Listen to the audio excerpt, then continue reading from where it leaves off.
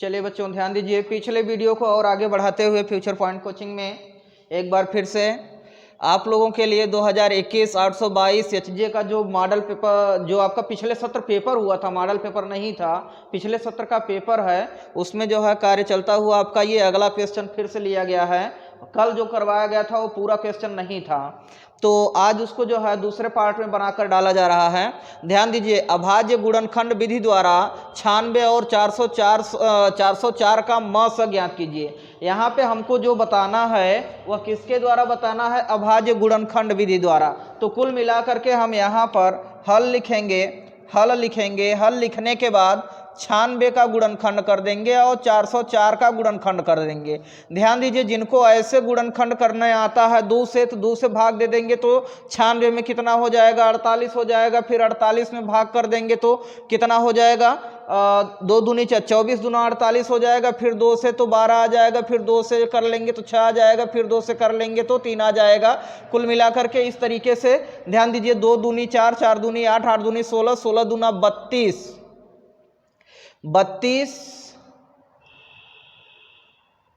2 दूनी 4 दूनी 8 दूनी 16, 16 दूना 32 और 32 यहाँ पर जो है आपका आ गया 32 यहाँ 96 हो जाएगा, 32 यहाँ 96 हो जाएगा। 1 2 एक्स्ट्रा लिख दिए गए हैं। तो यहाँ पर इस तरीके से आप गुणनखंड कर सकते हैं तो कर लीजिएगा, नहीं तो फिर इस तरीके से आप बना लीजिएगा। जैसे 404 को हमको करना है तो बड़े आसानी तरीके से यहाँ पर 2 दूनी 4, 2 0, 2 दूनी 4, 2 1 कम 2, 2 0 0, 2 1 कम 2, 101 आ गया। अब यहाँ पर 101 जो होगा, 101 आपका 101 ही रह जाएगा। तो यहाँ पर आ गया 2 गुणे 2 गुणे 101। तो इनमें कॉमन कौन बना? इनमें कॉमन जो पॉइंट बनता है वही हमारा म स होता है। तो 2 का एक पेयर चला आएगा, फिर 2 का एक पेयर चला आएगा, अर्थात हमारा म स हो गया कितना? 2 गुणे 2 गुणे 1, अर्थात कहीं नहीं मिला कुछ तो हमको 1 मिल जाएगा। तो 2 दूनी कितना हो गया? 4 हो गया। अभाज्य गुणनखंड विधि द्वारा 96 और 404 का जो म स होगा वह कितना होगा? वह आपका 4 होगा। यह क्वेश्चन आपको 2021 के पेपर में पूछा गया था। अगले क्वेश्चन की ओर हम बढ़ते हैं। इसमें कहा जा रहा है,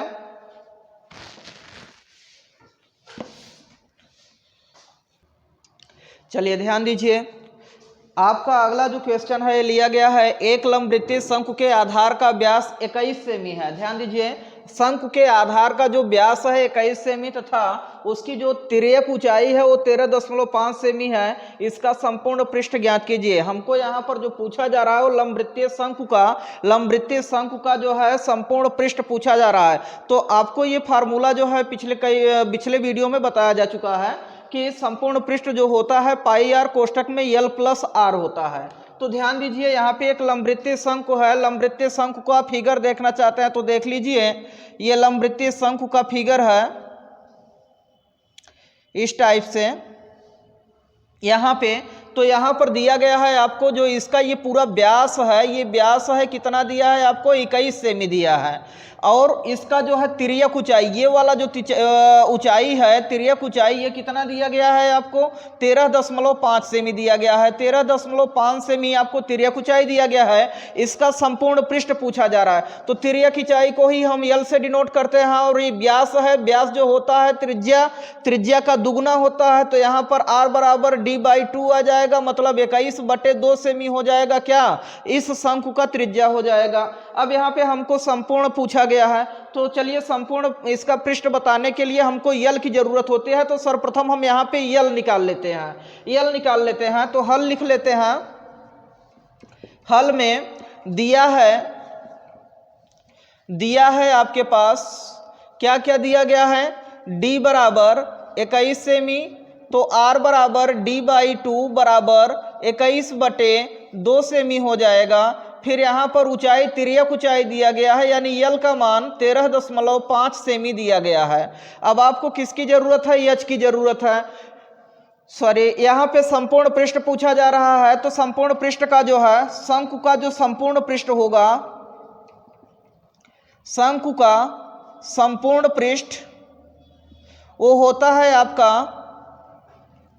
पाई आर कोष्टक में यल प्लस आर, तो हमको अब और किसी की ज़रूरत नहीं है। यहाँ पर ध्यान दीजिए, पाई का वैल्यू 22/7 रख देते हैं। आर का वैल्यू कितना रखेंगे, आर का वैल्यू हो जाएगा 21/2। यल का वैल्यू कितना है 13.5, और फिर आर का वैल्यू आ गया, आर का वैल्यू जो है 21/2 रख दिए हैं। यहाँ पर इसको कटा देते हैं तो हो जाएगा आपका 7×3=21।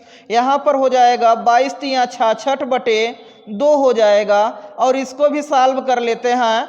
13.5 है, 13.5 21 में हम 2 का अगर भाग करेंगे तो 2 1 कम 2, और फिर ये 2 पंचे 10 हो जाएगा, 10.5 आ जाएगा। तो इसको हम सॉल्व कर लेते हैं। 22×3=66, यहाँ पर कट जाएगा आपका, तो 2×3=6, 2×3=6 33 गुणे, अब इसको प्लस करना है तो 5×5 10 हो जाएगा, और 3×1 4 आ जाएगा, और इसके बाद जो है 1×1 2 24 हो गया। 33×24 आ गया, 33×24। अब इसको हम सॉल्व कर लेते हैं। 4 का गुणा पहले 3 में कर लीजिए, 4×3=12, कहीं 2 हासिल लगा 1। अब 4 का गुणा इस 3 में करेंगे तो 4×3=12, अब फिर इस 2 का गुणा कर लीजिए, 2×3=6, तो 12×6 18, 18 और एक हासिल लगा था तो ये 19 हो जाएगा, और फिर 2×3=6, 6 और एक हासिल लगा था तो 792 आ गया। ये किसमें मात्रक हमको दिया गया था, सेमी में दिया गया था, तो 792 वर्ग सेमी। इस क्वेश्चन का जो एग्जैक्ट आंसर होगा वो 792 वर्ग सेमी हो जाएगा। यह क्वेश्चन आपका 2021 में पूछा गया क्वेश्चन था। ध्यान दीजिए, एक इंपॉर्टेंट क्वेश्चन यहाँ से एक क्वेश्चन आपको जरूर ही मिलेगा। ये क्वेश्चन देखिए, दर्शाइए कि 3 करड़ी में 2 एक अपरिमेय संख्या है। बहुत ही इंपॉर्टेंट क्वेश्चन है। इसमें आपको करना क्या होता है, इसको सिद्ध करना होता है कि यह अपरिमेय है। तो इसके लिए हम प्रोसेस क्या करते हैं, इसको आइए देखते हैं। यहाँ पर सबसे पहले हम लिख लेते हैं इसका हल। अब इसके बाद ध्यान दीजिए, इसमें देखिए दर्शाइए कि 3 करड़ी में 2 एक परिमेय संख्या है। तो आप ऐसा क्वेश्चन पाने पर तुरंत इसको मान लीजिए। माना 3 करड़ी में 2 बराबर a/b एक परिमेय संख्या है। परिमेय संख्या है। देखिए ये कह रहा है अपरिमेय सिद्ध कीजिए, तो हमने उल्टा इसका जस्ट मान लिया कि यह एक परिमेय संख्या है। जब यह परिमेय संख्या है तो परिमेय संख्या को हमने पढ़ रखा है कि परिमेय संख्या वह संख्या होती है जिसे p/q के रूप में लिखा जा सके, और जहां p और q क्या होते हैं, पूर्णांक होते हैं, और q is not equal to 0 होता है। तो वैसे यहां पर भी लिखना पड़ेगा, एक परिमेय संख्या है तो इसमें हमको लिखना पड़ेगा कि a तथा b सह अभाज्य हैं। मतलब इसका एक भी गुणनखंड ऐसा नहीं है जो कि इनसे कटने वाला हो। इसी को सह अभाज्य कहा जाता है, सह अभाज्य हैं। ध्यान दीजिएगा, a तथा b सह अभाज्य हैं, और b is not equal to 0 है। ध्यान दीजिएगा, हमने परिमेय संख्या मान लिया, और ऐसा परिमेय संख्या माना कि इनका एक भी गुणनखंड इनके गुणनखंड से मिलने वाला नहीं है। मतलब कोई भी संख्या इन दोनों में उभयनिष्ठ नहीं है।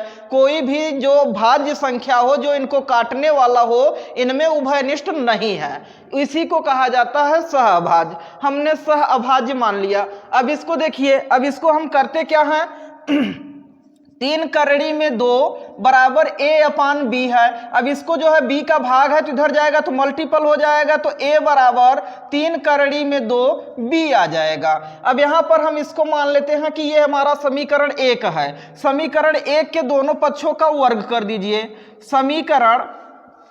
समीकरण 1 के दोनों पक्षों का वर्ग करने पर, जब हम दोनों पक्षों का वर्ग करेंगे तो ध्यान दीजिए क्या हमको मिलेगा, यहां पर a² हो जाएगा, और जब इसका वर्ग करेंगे 3 का वर्ग 9 होगा, करड़ी में 2 का वर्ग 2 होगा, तो 9 दूना 18, और b² हो जाएगा। तो यहां पर हमको क्या मिल रहा है, a² जो होगा वो 18 से विभाज्य है। ध्यान दीजिएगा, a18 जो होगा वो क्या होगा, 18 से विभाज्य है। तो जब a² 18 से विभाज्य है तो a भी 18 से विभाज्य होगा ही होगा। तो यहां से हम लिख सकते हैं, इसको मान लेते हैं समीकरण 2। समीकरण 2 से, समीकरण 2 से हम क्या लिख सकते हैं, लिख सकते हैं कि a² 18 से विभाज्य है तभी तो बराबर में आ रहा है, 18 से विभाज्य है, इसलिए ए भी 18 से विभाज्य होगा।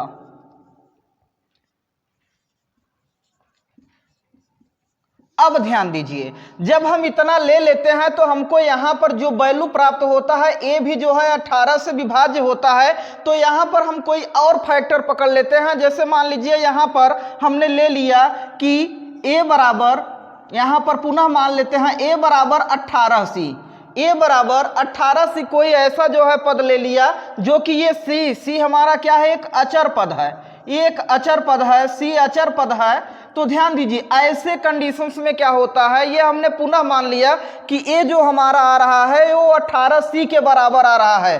तो ध्यान दीजिए अब यहाँ पे अगर हम इनका वर्ग कर दें, इसको मान लेते हैं ये समीकरण 3 है, समीकरण 3 के दोनों पक्षों का वर्ग करने पर या समीकरण 3 का वर्ग करने पर जब हम इसका वर्ग करेंगे तो ध्यान दीजिए हमको ये क्या दे देगा, ए स्क्वायर बराबर 18 ए वर्ग करने पर 18 का वर्ग होगा यानी 18 गुणे 18 और फिर आपका क्या हो जाएगा, सी स्क्वायर आ जाएगा। अब यहां से देखिए ए स्क्वायर बराबर हमको क्या मिल रखा है, हमको मिल रखा है 18b स्क्वायर। तो हम इसके स्थान पे यहां पर रख देंगे 18b square is equal to 18 गुणे 18 सी स्क्वायर। तो ध्यान दीजिए इसको यहां पर हम लिख देते हैं कि 18b स्क्वायर कहां से आया है, चूंकि A square is equal to 18b square किस समीकरण में आया है, हमको ये वैल्यू समीकरण 2 में आया है। तो इसको लिख देते हैं समीकरण 2 से, हमने समीकरण 2 से इसका मान रखा है। अब ध्यान दीजिए एक 18 तो 18 से कट गया तो b square is equal to 18c square आ गया, मतलब इस 18 में b स्क्वायर आ रहा है। तो यहां से बता रहा है कि 18 यहां पर जैसे लिखे हैं a स्क्वायर 18 से विभाज्य है, इसी तरीके से यहां पर b स्क्वायर भी 18 से क्या होगा, 18 से विभाज्य होगा, 18 से विभाज्य होगा। तो जब ये विभाज्य होगा इसलिए b भी 18 से विभाज्य होगा, b भी जो है 18 से विभाज्य होगा। तो ध्यान दीजिए अब यहां पर एक वैल्यू फंस गया, हमने माना था कि a तथा b क्या है, सहअभाज्य हैं, a तथा b क्या है, सहअभाज्य हैं। अब यहां पर हमको मिल गया कि a भी 18 से कट रहा है और b भी 18 से क्या हो रहा है, कट रहा है। तो कहने का मतलब a और b सहअभाज्य संख्याएं नहीं हैं। तो यहां पर हम लिखेंगे अतः a और b सहअभाज्य संख्याएं नहीं हैं, सहअभाज्य संख्याएं नहीं है, इसलिए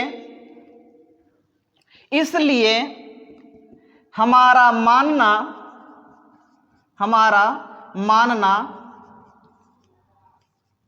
गलत है।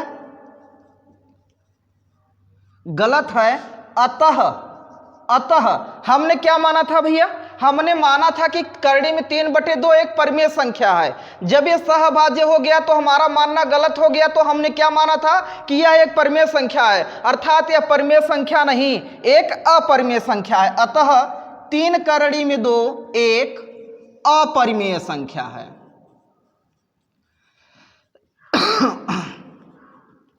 यही हमको प्रूव करना था, हमारा क्वेश्चन यही था कि दर्शाइए कि 3/2 एक परिमेय संख्या है।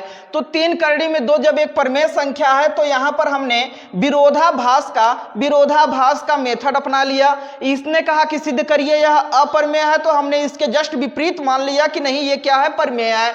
परिमेय में जो है एक परिमेय संख्या को लिया और इसने माना कि ये जो है सह अभाज्य है। सह अभाज्य है मतलब एक भी उभयनिष्ठ जो है इनमें गुणनखंड नहीं है। तो यहां पर हमने इसको जब वर्ग करके देखा तो a भी हमारा 18 से विभाज्य हो रहा है।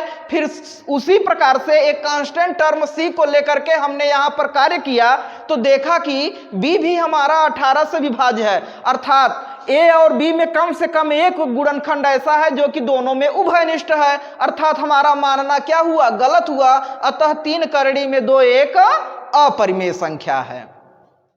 आपका ये क्वेश्चंस यहां पर भी ये क्वेश्चन खूब पूछा जाता है। यहां पर दिया गया है 2 क्रमागत धनात्मक पूर्णांक ज्ञात कीजिए जिनके वर्गों का योग 365 है। यहां पर कभी आपको अगर क्वेश्चन बदलता है तो धनात्मक के स्थान पर सम संख्या और विषम संख्याओं को लेने के लिए कहता है।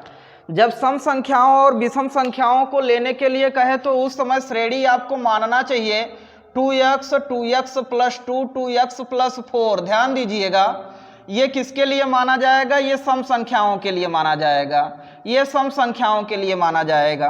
विषम के लिए आपका हो जाता है, विषम के लिए 2x प्लस 1 कर लीजिए, 2x प्लस 3 कर लीजिए, 2x प्लस 5 कर लीजिए। ऐसा कर लेने से आपको विषम संख्याओं का जो है पूरा मानना मिल जाता है। तो यहाँ पर हमको क्या दिया गया है, धनात्मक पूर्णांक दिया गया है। तो धनात्मक पूर्णांक में हम ऐसे संख्याओं को नहीं लेते। धनात्मक संख्याओं में जब हमको मानना होता है तो हम x से स्टार्ट कर लेते हैं। तो ध्यान दीजिए यहाँ पे कहा क्या जा रहा है, पहले तो लिख लेते हैं हल। अब इसमें क्या दिया गया है, 2 धनात्मक पूर्णांक तो मान लेते हैं, माना 2 धनात्मक पूर्णांक, माना 2 धनात्मक पूर्णांक धनात्मक और क्रमागत है तो क्रमागत शब्द भी लिखना पड़ेगा। 2 धनात्मक या 2 क्रमागत धनात्मक पूर्णांक, क्रमागत धनात्मक पूर्णांक x कामा x प्लस 1 है। ध्यान दीजिए हमने मान लिया कि वे 2 धनात्मक जो पूर्णांक हैं x और x प्लस 1 है। तब कहा जा रहा है प्रश्नानुसार, ध्यान दीजिए प्रश्नानुसार क्या कहा जा रहा है, प्रश्नानुसार हमसे कहा जा रहा है कि इन संख्याओं के वर्गों का योग जो है वो 365 है। तो यहां पर हमने लिख लिया कि x square plus x plus 1 का whole square is equal to 365। तो ध्यान दीजिए अब इनको हम सॉल्व कर लेते हैं। तो यहाँ पे हो जाएगा x स्क्वायर और x प्लस 1 का होल स्क्वायर अर्थात x square plus 1 plus 2x आ जाएगा और बराबर कितना रहेगा आपका 365 रहेगा। अब इसको एडजस्ट कर लीजिए तो ये हो जाएगा 2x स्क्वायर प्लस 2x हो जाएगा, प्लस 1 उस तरफ जाएगा तो माइनस हो जाएगा, माइनस होगा तो आपका हो गया कितना 364। 2 कॉमन करके कटा दीजिए, जब 2 कॉमन करके कटा देंगे तो यहाँ पर हो जाएगा x स्क्वायर प्लस x और 2 से कटा देंगे तो 2 एक कम 2 अट्ठे 16, 2 दूनी 4, 182 आ जाएगा। 182 को पक्षांतर कर लीजिए तो x plus x minus 182 is equal to 0 रहा। अब 182 का हमको ऐसा खंड करना है कि घटाने पर कितना आ जाए, 1 आ जाए।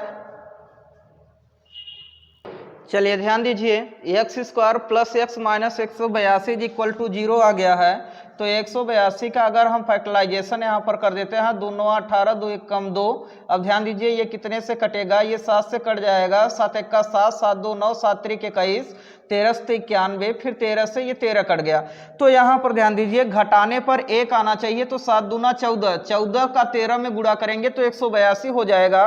तो ये हो गया आपका x square plus 14x minus 13x minus 182 is equal to 0। x common करेंगे तो x प्लस 14 आ जाएगा, फिर माइनस 13 कॉमन कर लेंगे तो x प्लस 14 आ जाएगा। और फिर अब यहाँ से जो है हमको मिल गया x माइनस 13 और फिर मिल गया x बराबर 14, x प्लस 14। जब हम इन गुणनखंडों को अलग अलग 0 के बराबर करेंगे तो x बराबर हमको 13 मिल जाएगा और माइनस 14 मिल जाएगा। तो माइनस 14 तो हमारा क्या हो जाएगा, अग्राह्य हो जाएगा।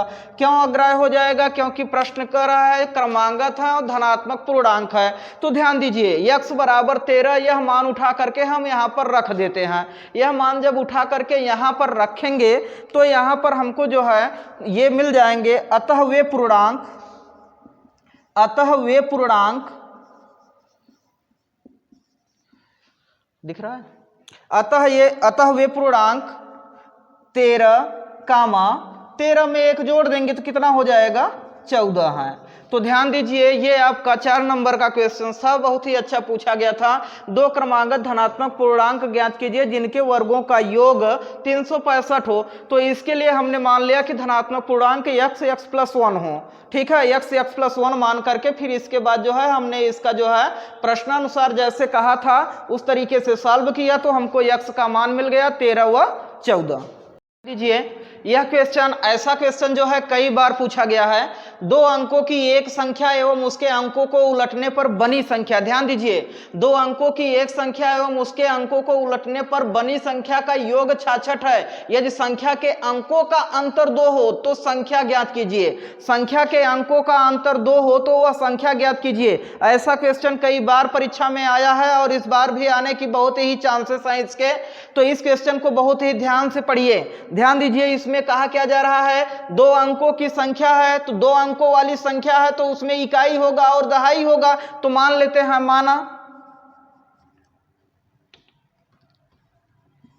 माना उस संख्या के इकाई का अंक x तथा दहाई का अंक y है, तब वह संख्या क्या होगा। तो ध्यान दीजिए जो दहाई का अंक होता है, दहाई का अंक मतलब उसमें जो है 10 का गुणा करना पड़ता है, तब वह संख्या क्या हो जाएगा। इकाई का अंक क्या माना गया है, x माना गया है, तो x आपका प्लस में रहेगा और दहाई का अंक क्या है, y होगा। तो ये जो है 10y प्लस x होगा। जैसे ध्यान दीजिए अगर हम 23 की बात करें, 23 में 2 अलग अलग अंक कौन कौन है, 2 और 3 है। अगर हम 3 प्लस और 2 को लिखें जब तक इसमें 10 का गुणा नहीं करेंगे तो क्या ये 23 देगा, नहीं देगा। तो मतलब दहाई वाले अंक में हमेशा कितने का गुणा किया जाता है, 10 का गुणा किया जाता है। 10 दूना 20 कर लेंगे प्लस 3 कर लेंगे। ऐसा मत करिएगा कि 10 और 3 13, 13 दूना 26। यहाँ पर भागु योग जो कक्षा 6-7 में आप नियम पढ़े उस नियम को पालन करिएगा। तो 10 दूना 20 पहले यही गुणा होगा फिर प्लस 3, 20 3 23 होगा। तो कहने का मतलब यहाँ पर जो हम लेंगे दहाई का अंक लेंगे उसमें कितने का गुणा कर देंगे, उसमें हम गुणा कर देंगे 10 का और इकाई का अंक उसी में प्लस कर देंगे तो हमको वह संख्या प्राप्त हो जाएगा। तो प्रश्न को देखिए कह रहा है कि 2 अंकों की एक संख्या, चलो हमने एक संख्या यहाँ पर बना लिया, हमारा वह संख्या है 10y प्लस x। अब उसके बाद कह रहा है उसके अंकों को पलटने पर बनी संख्या, प्रश्नानुसार प्राप्त नई संख्या। देखिए प्रश्नानुसार, चलो डायरेक्ट लिख दे रहे हैं, कहा जा रहा है उसके अंकों को उलटने पर बनी संख्या का योग 66 है। तो डायरेक्ट हम लिख दे रहे हैं एक संख्या यह है, इसके बाद कह रहे हैं इसके अंकों को उलट दीजिए, मतलब 10x प्लस y कर लीजिए। तब कह रहे हैं जो ये दोनों संख्याएं हो रही हैं इनका योगफल कितना भी 66 है, तो बराबर हमने 66 कर लिया। तो यहाँ पर देखो कितना है 10y प्लस x और यहाँ पे 10x प्लस y हो गया बराबर 66 रहा। तो यहाँ पे 10y और 1y कितना 11y हो जाएगा और 10x प्लस 1x 11x हो जाएगा बराबर 66। 11 कामन करके कटा देंगे तो x प्लस y बराबर कितना 11 छक्के 66 होता है। तो x प्लस y बराबर हमको एक समीकरण प्राप्त हो गया। अब द्वितीय शर्तानुसार देखिए, द्वितीय शर्तानुसार देखिए क्या कह रहा है। यहाँ पे प्रश्नानुसार के बजाय हम शर्तानुसार डाल देते हैं, प्रथम शर्तानुसार और द्वितीय शर्तानुसार या प्रथम प्रश्नानुसार और द्वितीय प्रश्नानुसार जैसे लिखना होगा। तो चलिए प्रथम शर्तानुसार ये था आपका प्रथम शर्तानुसार। और अब आ जाते हैं अनुसार, जो द्वितीय शर्तानुसार बनेगा, दूसरे शर्त में हमसे क्या कहा जा रहा है, दूसरे शर्त में कहा जा रहा है संख्या के अंकों का अंतर 2 है, तो संख्या के अंकों का अंतर मतलब y माइनस एक्स बराबर 2 दे रहा है। ध्यान दीजिएगा, इसमें आप थोड़ा सा कंफ्यूजन में न पड़िएगा। यदि संख्या के अंकों का अंतर 2 है तो दहाई का अंक माइनस इकाई का अंक ही रखिएगा। अगर इकाई का अंक माइनस दहाई का अंक रख देंगे तो गलत हो जाएगा। y माइनस एक्स बराबर 2 कर देंगे तो इसको हम मान लेते हैं समीकरण 2। समीकरण 1 व 2 को जोड़ दीजिए। समीकरण 1 प्लस समीकरण 2 अगर हम कर देते हैं तो यहां पर हमको प्राप्त हो जाता है x प्लस वाई बराबर 6 और y माइनस एक्स बराबर 2 प्राप्त हो रहा है। जोड़ रहे हैं तो x से कट जाएगा, 2y आ जाएगा, 6 2 8 यानी 2 चौके 8। y बराबर हमको 4 मिल गया। अब y का मान समीकरण 1 में रख देते हैं। y का मान समीकरण 1 में रख देते हैं।